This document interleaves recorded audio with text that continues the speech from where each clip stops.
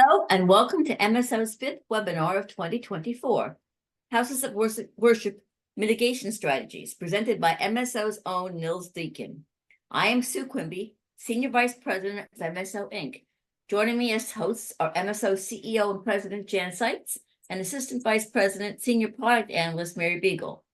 Also joining me for technical support is Cassidy Cody, our newest Product Development Analyst. Please take a minute to note our antitrust statement, which will be appearing on the screen. We will not discuss or answer questions that might address any trade secrets. Next is our disclaimer. This is offered for education only, and discussion is not insurance or legal advice. Copies of these items are available upon request. Next, we'll look at our sponsors. I'd like to thank our generous sponsors. They are listed on the screen and also on our website. They help us to provide these quality educational webinars, ed seminar, and golf outing. Annual and event sponsorship opportunities are available. Contact us for information. MSO is pleased to offer at least 8 webinars each year. We welcome suggestions for presenters and topics for our webinars. We are hoping to offer CE for more of these. If you missed any previous webinars, they are available for on-demand viewing on our website, www.msonet.com. And Cassidy will be posting the links for the website and YouTube channel in the chat during the presentation. They'll also be available on our new YouTube channel. And please subscribe to it, the channel. It's free. And please join our LinkedIn channel as well. This year's Ed Seminar will be held on November 12th and 13th. 2 one-hour sessions will be held each day. Topics are agritourism, claims trends, artificial intelligence, and ensuring your online business. The Ed seminars are free to all. As part of our nationwide school expansion, CE credits will be filed in multiple states upon request. You may have seen our training flyer. We offer CE and non-CE training for member companies, agents, and other industry members. In 2024, our goal is to be licensed as a school in 50 states. We are currently at 32. Contact us for more information. Everybody, thanks for joining us today. We'll be talking about some of the common fire and liability hazards that houses of worship face. This is my bio. I've been involved in a lot of NFPA standards on several technical committees, and it helps me get some familiarity with new things that are coming up in the fire protection community, and that includes portable fire extinguishers, automotive and marine service stations, and assembly operations, basic life safety type of standards. This is our basic disclaimer for the standards that we may cite. And now we'll get into our presentation. And there's a lot of different kinds of religious institutions, churches, temples, synagogues, and mosques. I may slip into just saying church because that's a lot of time on the declaration pages. They use church as a generic type of term. So if I do, that's the reason for it. We get to see a lot of different structures and uses within it, and this happens to be a historic for the United States, an old meeting house. This was a Friends meeting house from the early 1800s, which was still kept in immaculate shape. And some are really large and new. This is a very large Hindu temple that had lots of different features involved. And then as part of the variety, I get to see simple, really small, simple, and traditional. A lot of times these churches are out in rural areas and they can be isolated. So it's important that they have good burglar and fire protection in the building and cameras on the outside. Sometimes they're converted to lots of other uses. This was a strip mall, and a church congregation utilized the spaces in it. It's not the traditional look, but they gave them plenty of room. And off to this side was the sanctuary, and was part of the fellowship hall. So you can see a lot of different variety. Here's a traditional church that had some hidden exposures. When I rolled up to this and did my basic perimeter walk around, I got to see some pretty heavy communication cables and some power cables. And as it turned out, there was a cell phone array up in here. The building was on a very high point of land in the surrounding area, so it made a great spot. But it was something to be aware of for the insurance company. Everything was installed properly, and it provided a nice form of revenue for that church. There's other hidden exposures that might be. Anybody have an idea what this is? Well, it's a meter, but it's a solar power cutoff panel, so that when the fire department rolls up, if there's a fire, they need to able to de-energize those solar panels that are up on the roof. And this is what was up on the roof of this building. Scores of solar panels. So it was something that you don't see right away until you look and ask, and it's an important thing for the companies to know about, to make sure that they're all properly arranged, because solar panels can fall down. This didn't happen to be a church, but it was an example of a high windstorm that came in, and I think there were about 20 panels on top of the roof, and it blew them right off.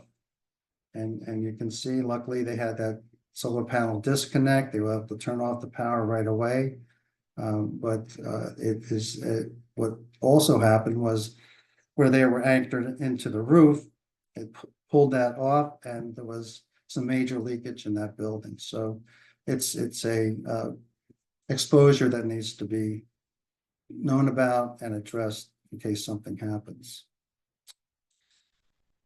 There's lots of different faiths that are part of the house of worship milieu. There's all kinds of sanctuary and fellowship halls, but the important insurance aspect is that there are places of public assembly. And there's cooking and congregations for others. These are the basic topics I want to cover: charitable activities and schools, and they can be residential. Lots of fundraising events happen in house, and of course, counseling activities. Schools, it can be full-time. They can be run either by the insured, by a tenant. They can be just on Sunday, or they can be every days of the week, 5 days of the week, 6 days of the week. They can have a full curriculum, and then other churches or other programs will have vacation Bible schools, and part of that exposure of meals that are brought in or prepared on the premises. The residential aspect is full-time clergy. Some of them can have some residents inside the building, like that large temple I showed you did. There's also visiting clergy that utilizing it, and sometimes they're temporary housing for the unhoused. In my area, what I'm familiar with, what that form was it was called interfaith, and they would take families that were temporarily unhoused, and they would go to the church. They'd have someone in the church that was part of the sponsor, but also a caretaker that helped them find their way around the room or the area that they were going to be in, and they stay overnight. They get assistance with for looking for jobs and other housing. So that's the kind of temporary shelter that I'm most familiar with for houses of worship. Of course, youth faith groups, and even monasteries. I've done several monasteries, which were They happened to be, one was a nunnery, and they were just fascinating. Wonderful people too. Here's a youth center, and that was also a dormitory and gymnasium. There's the gymnasium, and as part of the school aspect, that youth center, I was in that area. This was Ocean City, New Jersey. I was in that area last week. I was going to try to get another picture of that building, just to make it look a little newer and make sure I didn't miss anything. And as I was coming up onto it, there were hundreds of children that were coming from a playground area and going back into that school. So that's a full-time school. Of course, it was also used during the summer for a youth camp. And what was really cool about that for the children was that it was just several blocks from the beach. So they got their religious instruction and good beach days at the same time. But this one was out in the country, and it was still used for the similar kind of thing. They had children coming in for summer church school. They had a playground in the back, and so the basic operation was still going on in a much smaller scale. And other charitable programs are, I'm sure we're all familiar with, charity kitchens and pantries and clothing for those in need, and other youth programs to help give children another avenue so they don't have to be out on the street all the time. Lots of different fundraising events, right? There's lots of rummage sales, church suppers. The churches around here have several every year, and of course, holiday concerts. I put this together during the Christmas season, really, and that's a big thing that lots of church choirs and music organizations will go all out and bring in a lot of people for those holiday concerts. Other outside groups use them, just other religious organizations. I've done churches where they'll have the main church uses it in the morning, and then another congregation comes in the afternoon. So they get a lot of use, and they have a lot of people coming in. And just for to make money, or for also as part of their faith endeavors, they do other counseling groups like AA and various hall rentals, like things like my wife's church rented out for yoga instruction. So it helps bring in a little bit of money, and just makes it part of the community. And also, of course, things like blood drives. And can be a lot of value and significant property that needs to be insured in these structures. Organs can be tremendously expensive. Art and iconography in Greek Orthodox and other Orthodox churches can be really very, very valuable. Just the stained glass, the stained glass itself can sometimes into many thousands of dollars, and even collection plates. And this is a stained glass that nobody in New Jersey or Pennsylvania has to worry about, because it happens to be in Westminster Abbey, and I couldn't resist taking a picture and including it into this presentation. Just thought it looked pretty cool.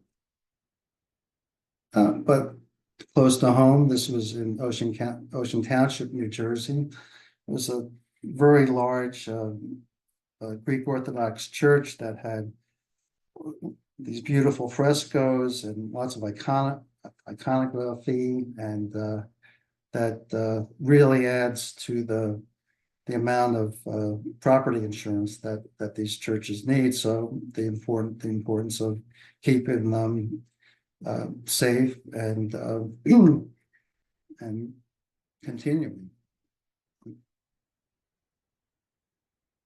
different, even things like Torahs and Bibles and Qurans. I've done synagogues where the Torahs are in a sealed case most of the time, and I asked, and we're talking about $100,000 for one Torah, the special value that it had. Of course, pews can be really expensive, and various memorial fixtures.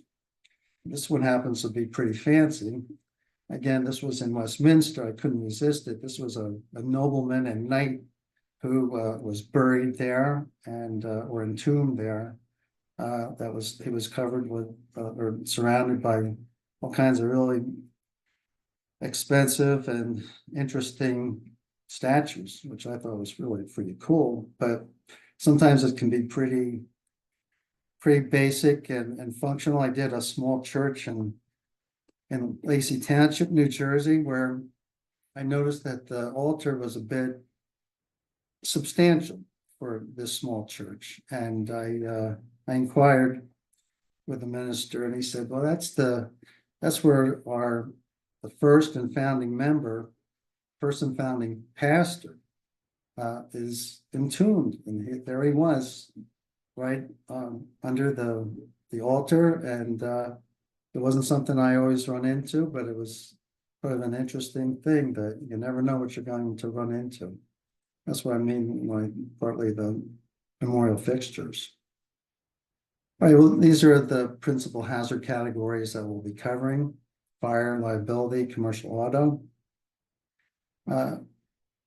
Fire, that's the number one cause for fires and well, for losses in church sanctuaries and temples and things, all of that.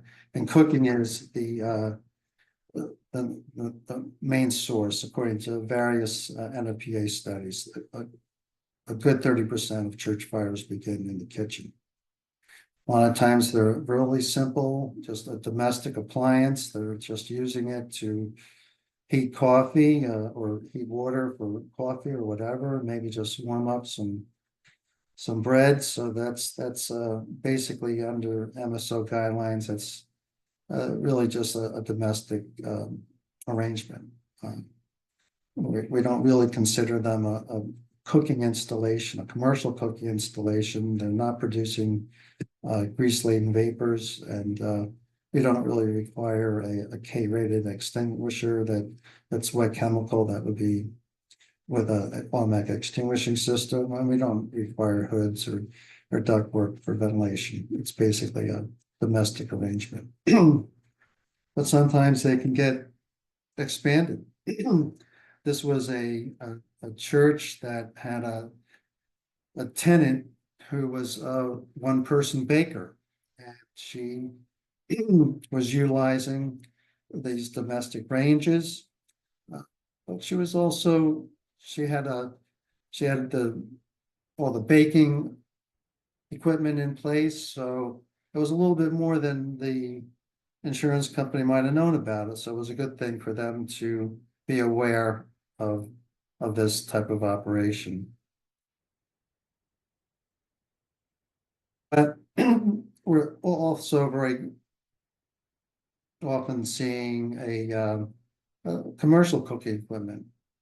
This is a range grill combination. It has a hood, but it was used also very, very seldom. They might have just used this for warming and bake, not baking, just keeping things warm in those ovens. So I'm not as concerned about those. There's no deep fat frying, so we don't have that issue. If they're used weekly or less, less than 3 hours at a time, MSO commercial cooking full requirements don't kick in. We don't require an extinguishing system.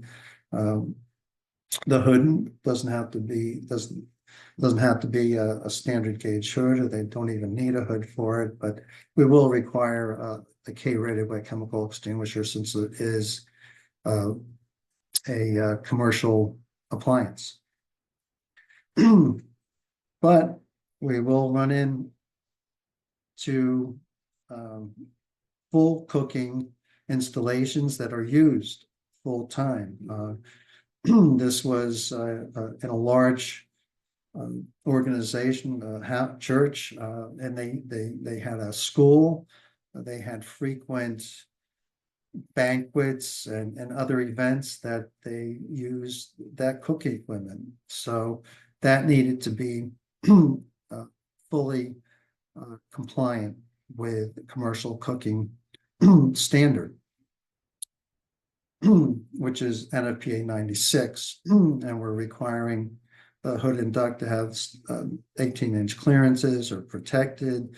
Of course, an automatic wet chemical automatic extinguishing system that's supported by a wet chemical extinguisher, serviced on a regular basis, which is twice a year.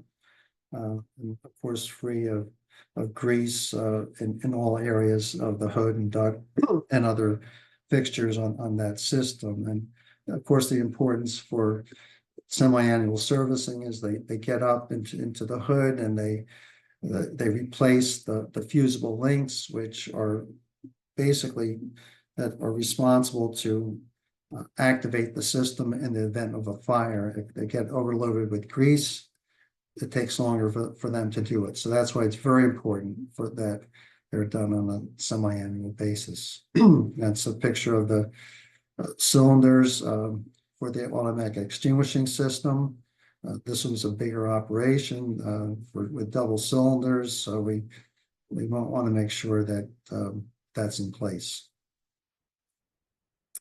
And we've been running into in some of the Eastern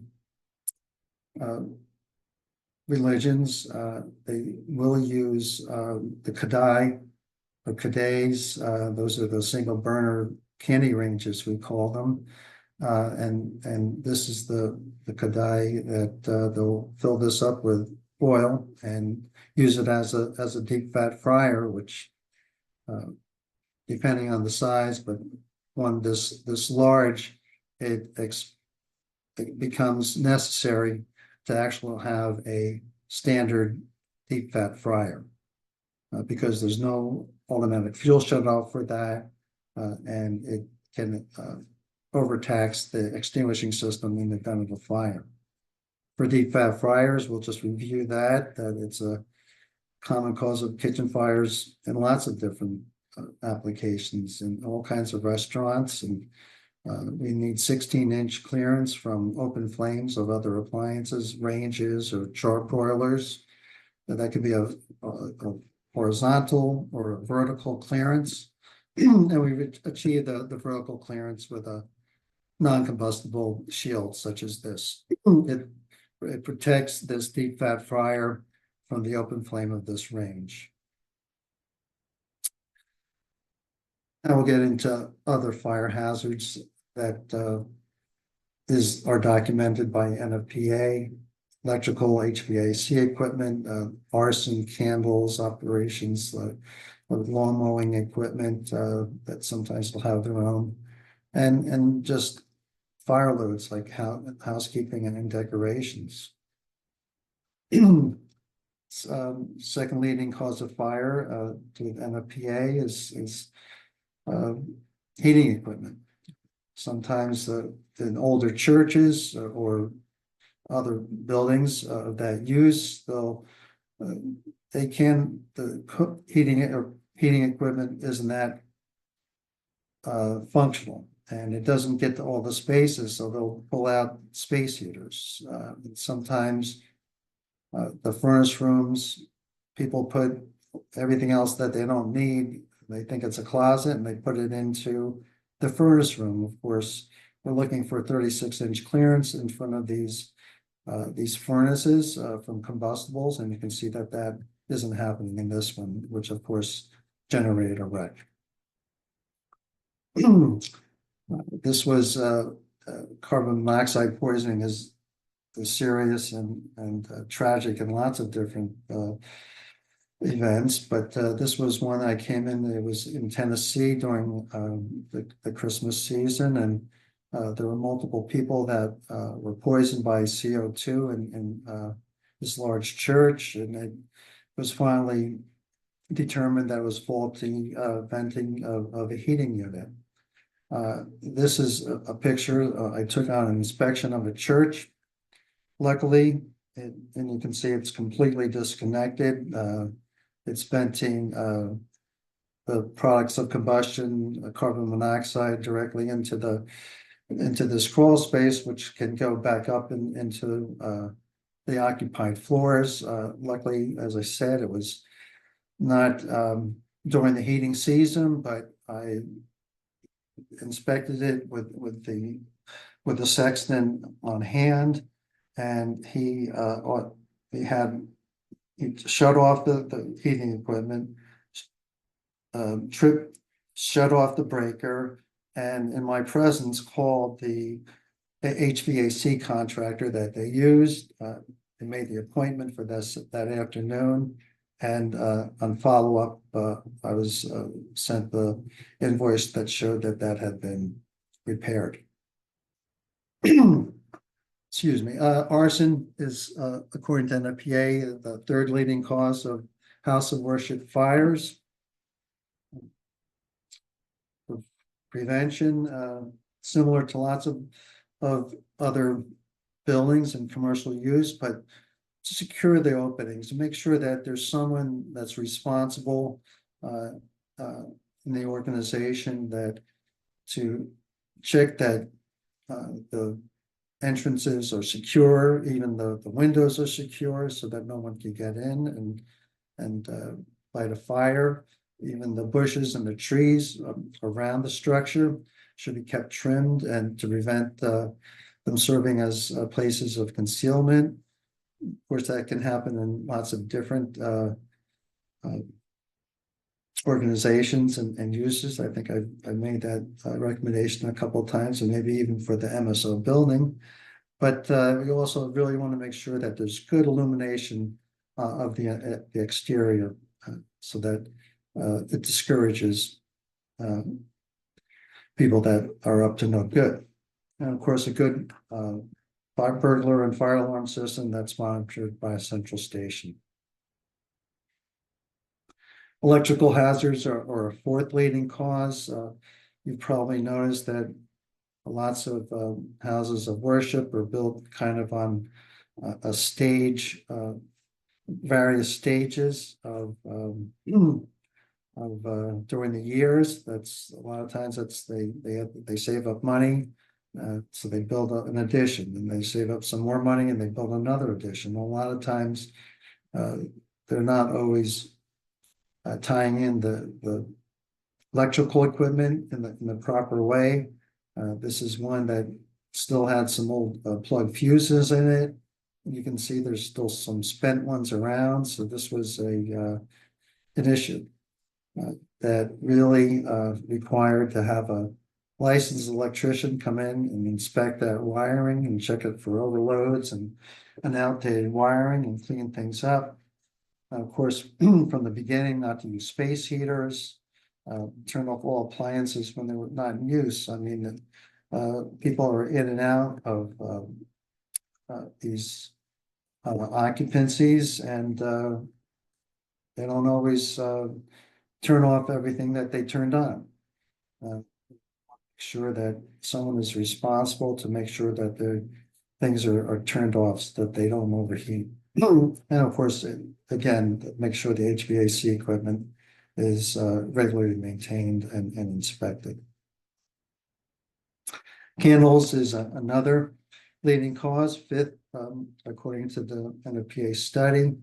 We're looking for proper use and disposal of candles, at least 4 feet away from combustibles, that a designated person, at least one person, should remain behind after the use of candles to make sure that they're all completely extinguished and properly secured.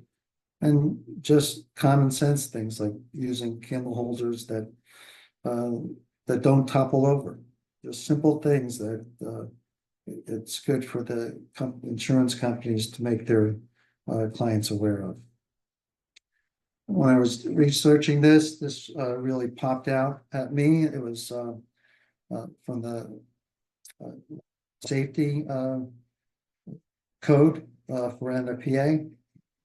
It's on, and this one is the one that really got my attention. That makes sure that when children are wearing cotton robes, which they do when they make up costumes for various religious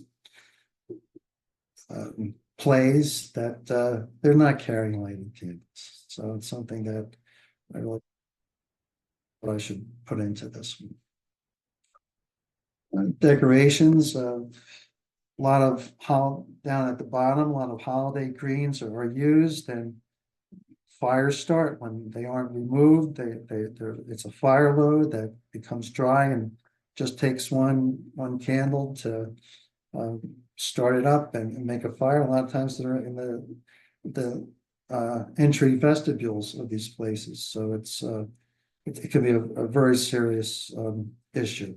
Of course, lots of vestments and draperies and tapestries. Want to make sure that the organizers and everyone that is involved is aware of it and keeps them away from these flames. Some of the ancillary operations that I've run into are they do their own groundskeeping and a little bit of maintenance, like a workshop.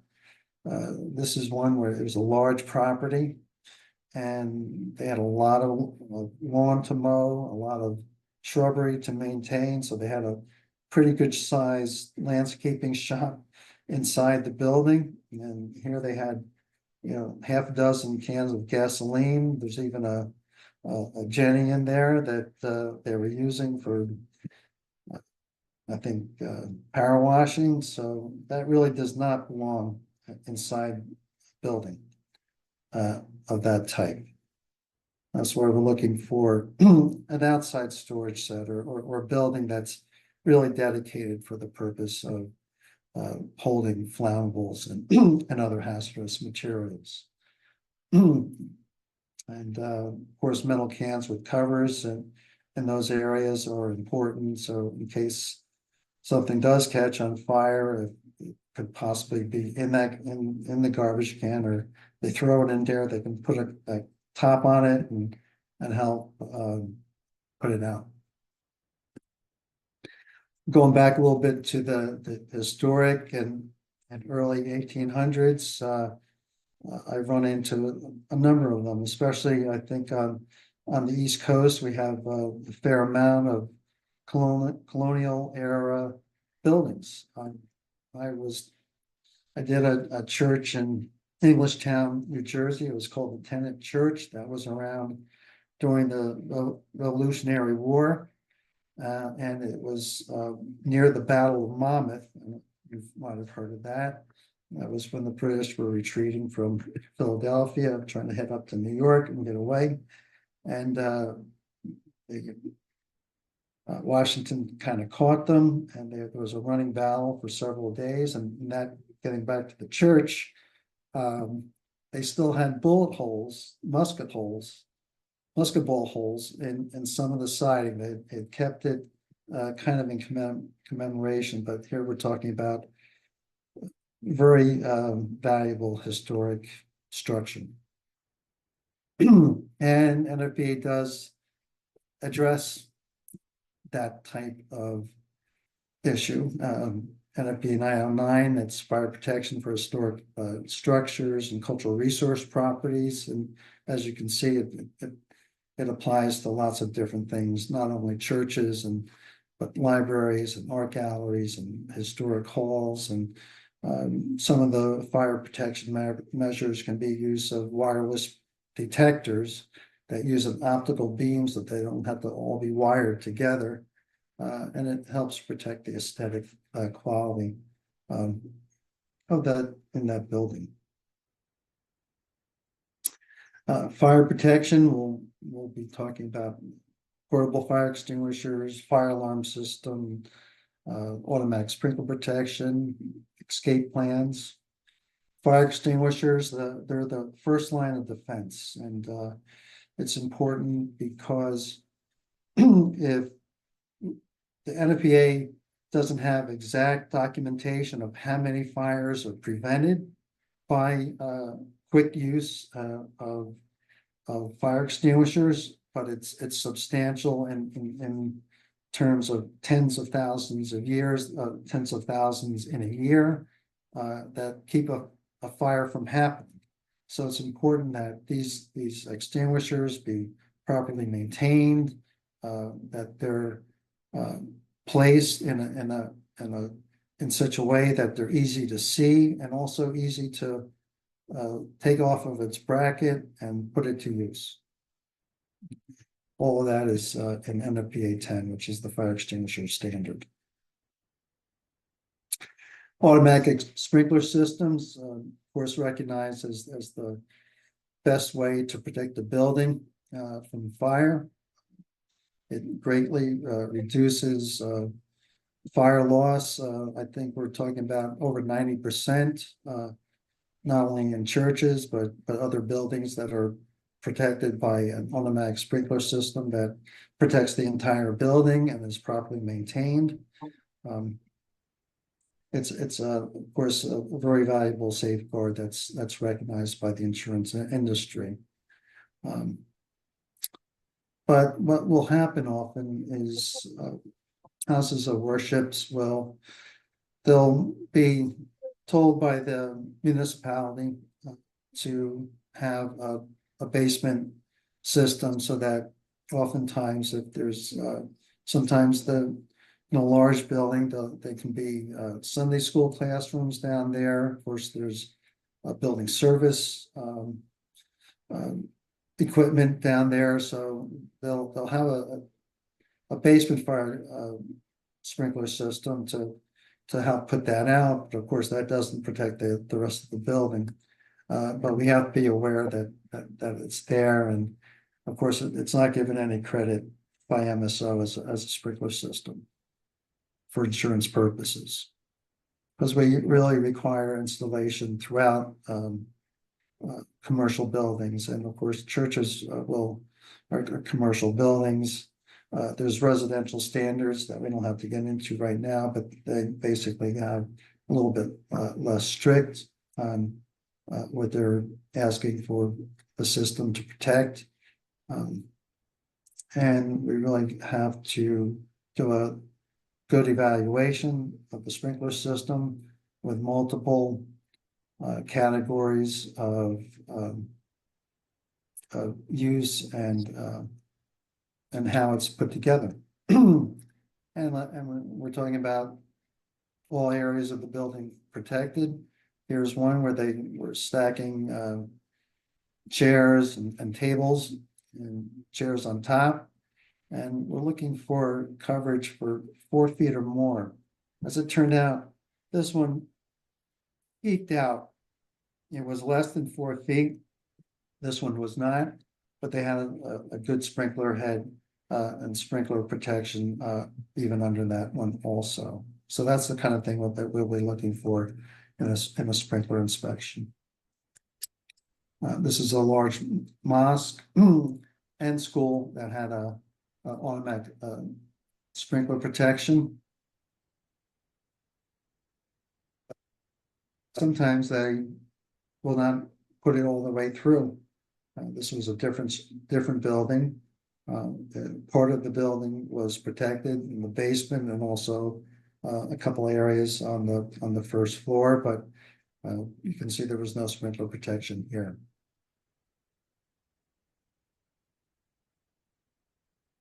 For maintenance, NFPA 25 is the inspection, testing, and maintenance standard, and part of it is that systems fail because either they're not properly maintained, a lot of times they're not shut off, or they've been shut off for one reason or another. So I want to make sure that that standard is properly followed.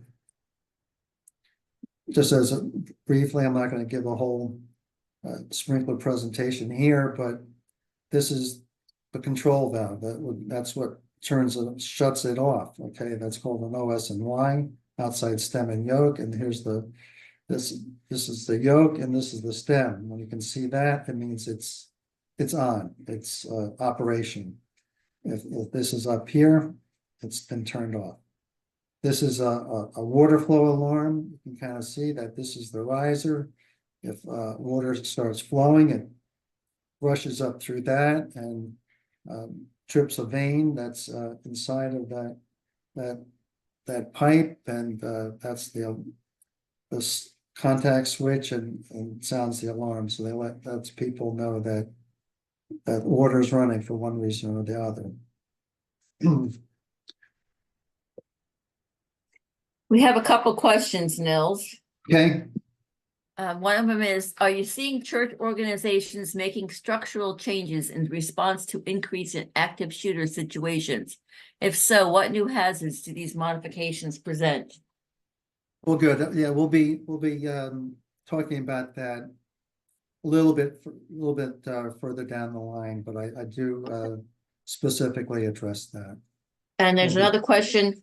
What's the best automatic sprinkler system for commercial and building, office and warehouse? Well, the system will be installed in accordance with NFPA 13. And there's no specific, most systems now they're called hydraulically designed. That means that they take into account the size of the building, distance to the fire department, the use and construction of the building, and so it'll be hydraulically designed. The sprinkler contractors will follow the NFPA 13 installation guidelines.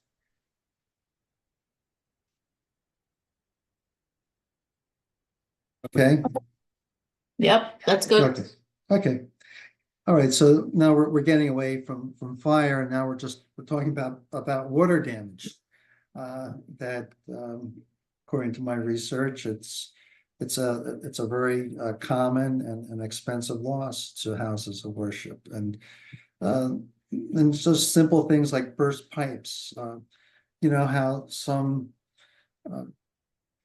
churches or temples that they're active during the weekend or during the times of service, but then everybody leaves and they might be unoccupied for a good part of the week.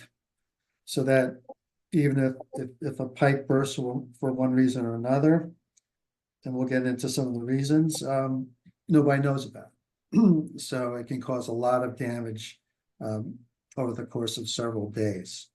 So what we're looking for is that there's regular maintenance and a regular servicing schedule of all the plumbing and HVAC systems, and even if they're going to be left unoccupied for a while, installing electronic sensors that will alert if there's water running, that there's a water leak, and paying attention to weatherproofing of windows and doors to keep that cold air out, and keeping the building at a temperature that to prevent freezing. Some of the congregations I've done are modest, and they don't have a lot of money, so they will turn the heat down because there's nobody in the building.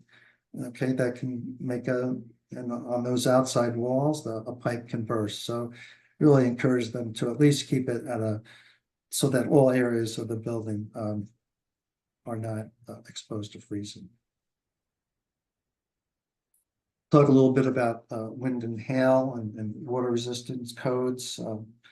New Jersey and other states, Pennsylvania and Delaware, as far as I know, follow the basic International Building Code.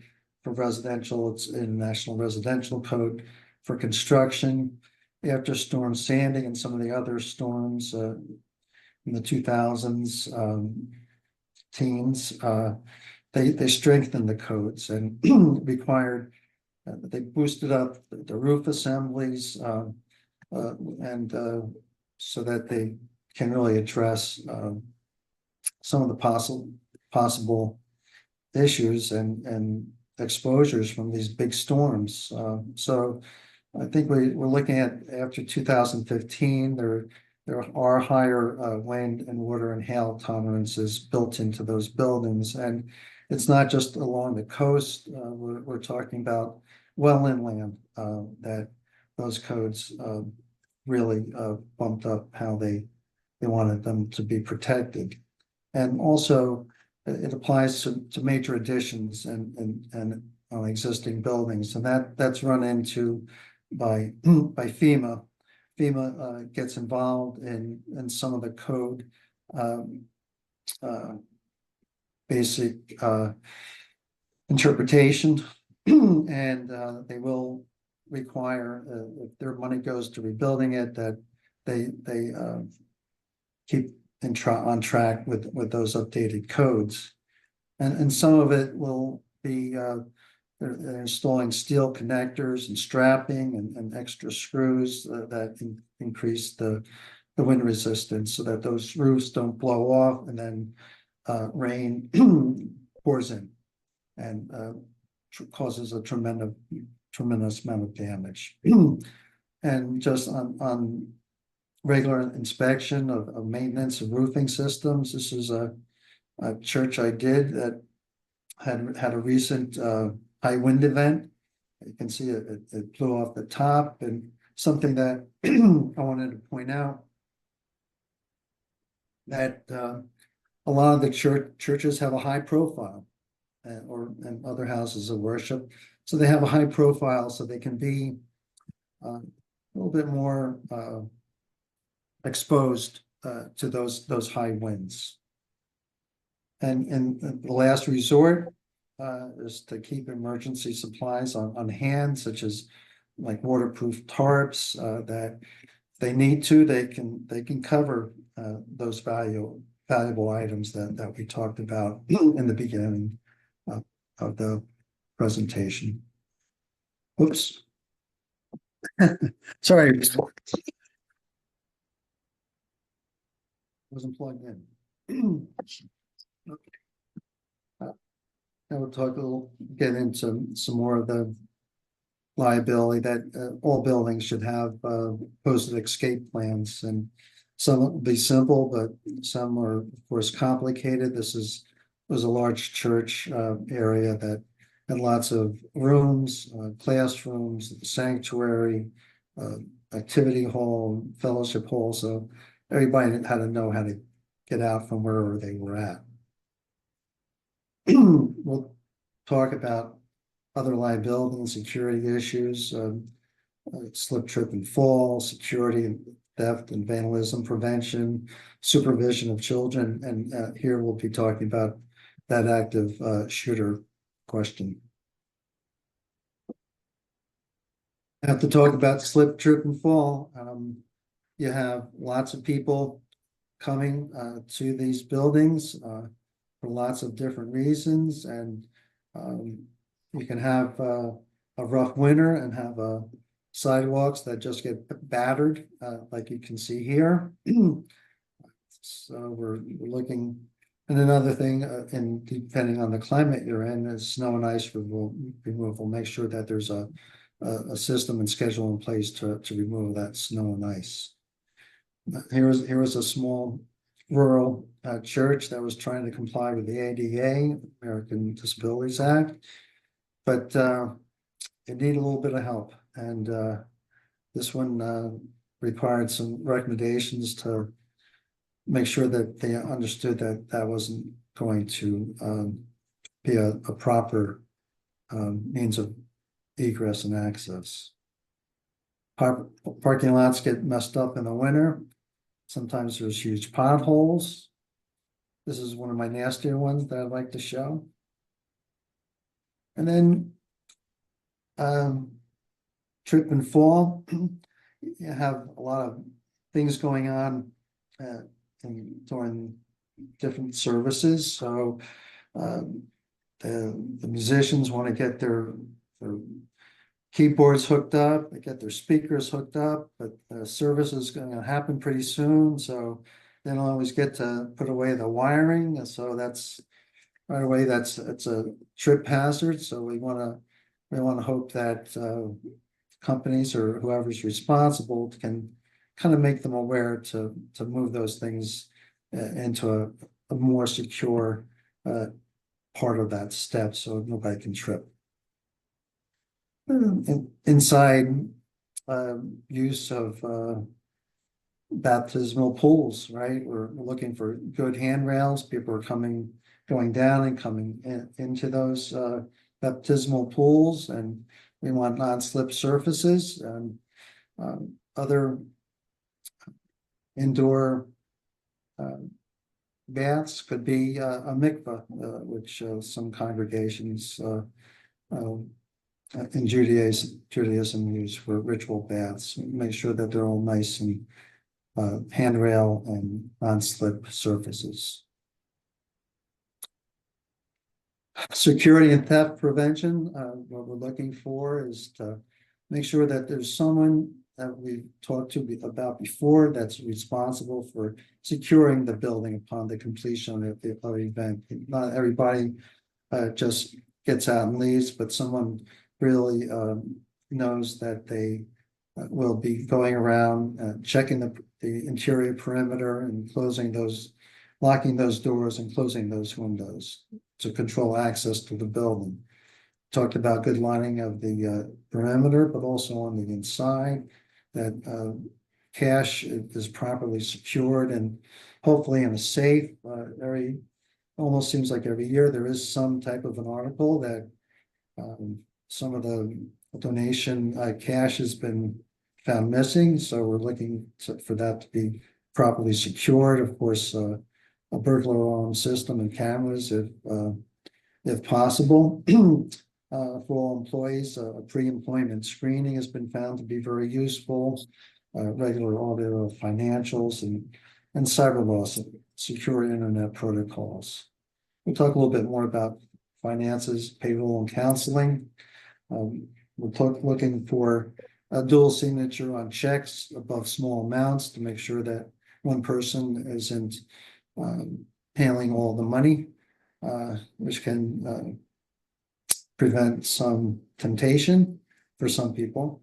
That two people are present for counting their offerings, especially during holidays because of the high cash involved. Credit cards are properly maintained and check those balances on a regular basis for unauthorized use. All common sense things that aren't always utilized.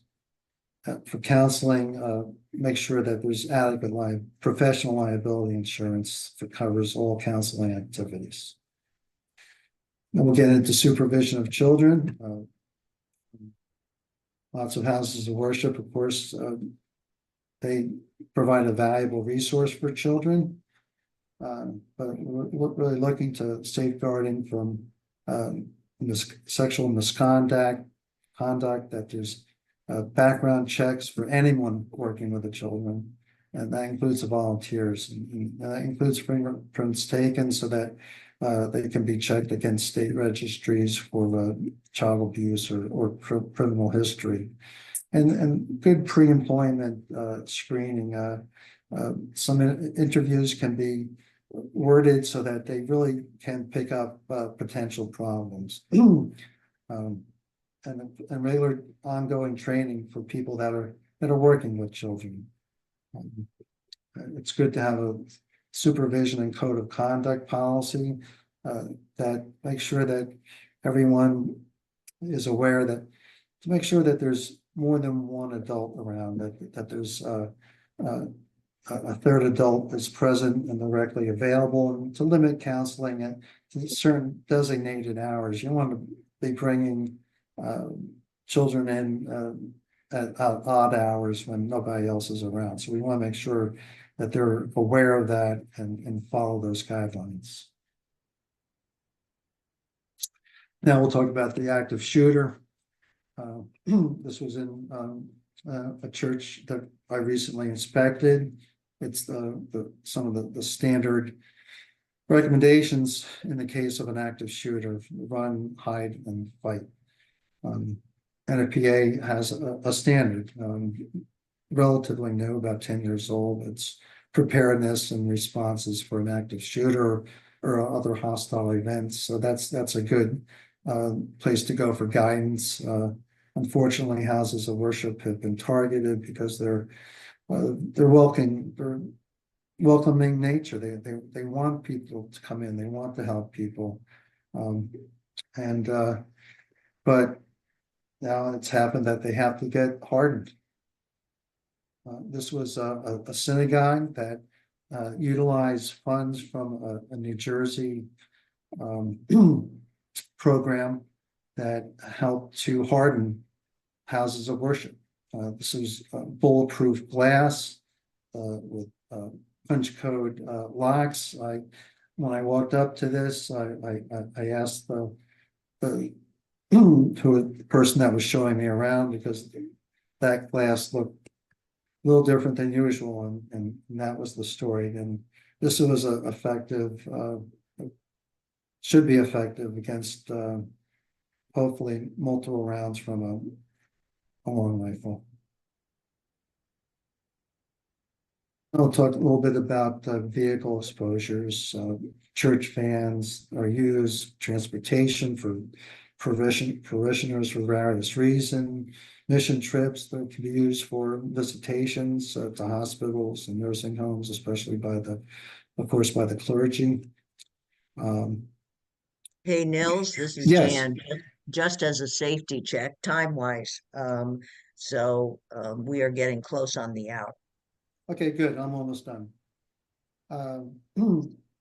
It's basic commercial auto needs.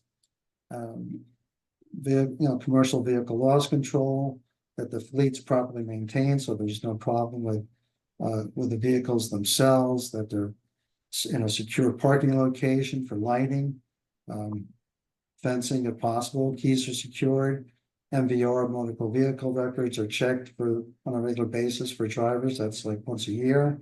And CDLs, commercial driver's license, are needed depending on the size and the use of the vehicle. And that does end my presentation. I just wanted to make sure that, well, we all know that these organizations provide a really invaluable service to the communities throughout our areas and our states, and that's good practice and good insurance to probably try to use these mitigation strategies. And I thank everyone for their attention. Thank you, Nils.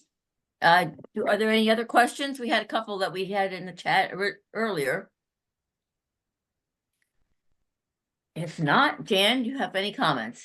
I do first thank all those who attended. That's great. And then also especially thank the MSO team, in particular Nils, for bringing this important topic forward.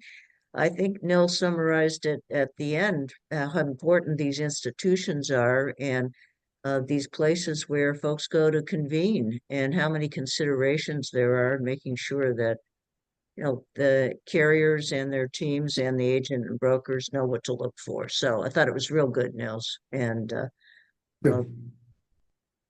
so thank you. Sue?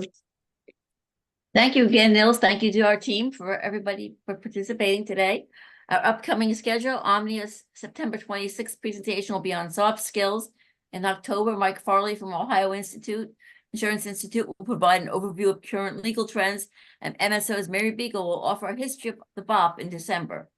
As mentioned, the Ed Seminar is November 12th and 13th, and it will be held virtually, and it will be free with CE in multiple states. Visit our website for msonet.com to find out about all the events and programs that we offer, and also for any articles that you'd like to use. As we mentioned before, we are expanding our school nationwide. We're currently in 32 states. And finally, we'd like to thank all of our sponsors for their generous donations, and thank you, Nils, and everyone else for attending.